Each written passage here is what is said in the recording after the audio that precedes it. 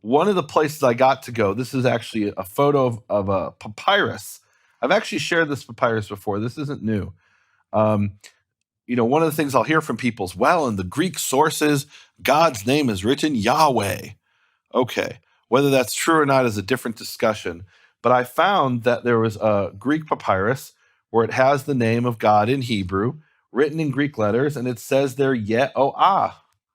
Yehoah sounds awfully like Yehovah. Mm-hmm. They were writing the vowels out as Yehoah. Now I knew about this. This one's at the British Library, papyrus number 121. And I knew about this other one, which is a papyrus in it's located in Berlin.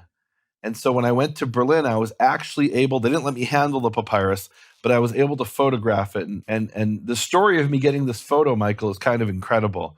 So they had on display in Berlin at this museum. It's called the New Museum, the Neues Museum.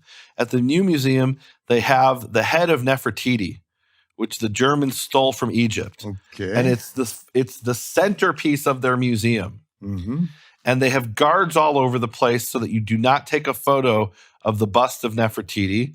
And why is that? Presumably it's because they want to sell photographs themselves. Right. Mm-hmm. Okay, fine. So this manuscript, this Greek manuscript papyrus with Yehoah in Greek, is actually in the room next to the Nefertiti exhibit. And they have 5 or so papyruses, and they're stacked one on top of another. And if you press a button, one of them slides out, stays there for a few seconds, and then slides back in. And the reason they do that is they don't want it to be constantly exposed to the light. Okay. So this limits the light exposure. So I see this, and I'm like, this is a manuscript. I wrote to the library and asked them for a photograph, a color photograph, and they never responded at the New Museum. And there I am standing over it, and there's guards everywhere to make sure you don't take photos. But I somehow miraculously was able to get this photo. So you can see there in black and brown where it says Yehoah in the Greek. I'm going to zoom in a little bit so people can hopefully see it.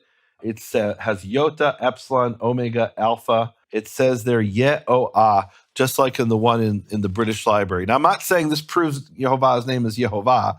That is the pronunciation. I'm saying you have lots of different variations in the Greek manuscripts. One person counted them as 33 different variations.